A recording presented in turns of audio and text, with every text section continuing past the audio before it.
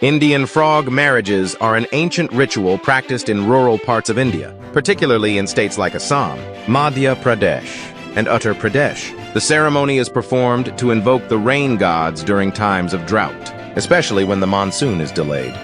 In this tradition, two frogs, often male and female, are symbolically married in a traditional Hindu wedding ceremony, complete with rituals like chanting of mantras, applying turmeric, and dressing the frogs in small garlands. Villagers believe that the croaking of frogs pleases the rain gods, as it mimics the natural sounds that occur before rainfall.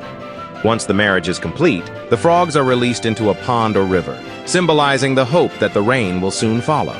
This custom reflects the deep connection between Indian villagers and nature, highlighting their dependence on agriculture and rainfall for survival. Though scientifically unfounded, the ritual continues as a strong cultural practice, blending belief and tradition to encourage hope for rain. In ancient Mesopotamia, sacred prostitution was part of religious practices, especially in honor of the goddess Inanna, or Ishtar, the deity of love, fertility, and war. This practice involved women, known as temple priestesses or sacred prostitutes, offering sexual services within temple grounds as a form of worship and devotion. It was believed that engaging in sexual acts with these women would bring divine favor, fertility, and blessings from the gods. Men who visited the temple were seen as participating in a sacred ritual rather than an ordinary transaction. The women, serving as intermediaries to the divine, were respected in their roles. The practice wasn't about prostitution in the modern sense, but was viewed as a religious duty. It symbolized the connection between human sexuality, fertility, and the prosperity of the land.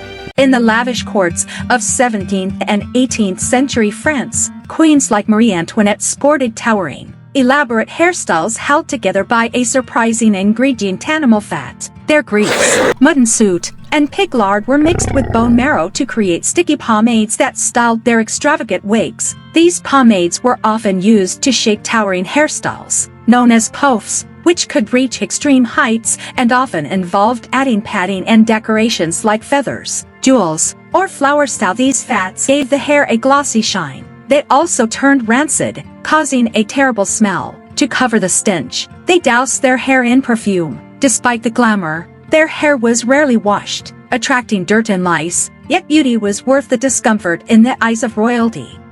In 14th to 17th century, it is estimated that between 75% to 85% of those accused and executed for witchcraft in Europe were women.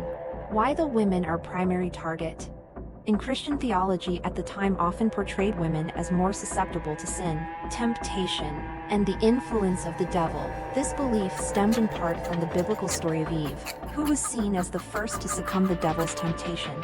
During periods of social, economic, or environmental stress, such as famine, disease, or war, communities often looked for scapegoats to explain their misfortunes. Women, particularly those who were seen as different or marginal, such as elderly women, healers, or midwives, were convenient targets. Accusing a woman of witchcraft allowed communities to channel their fear and frustration into a tangible enemy.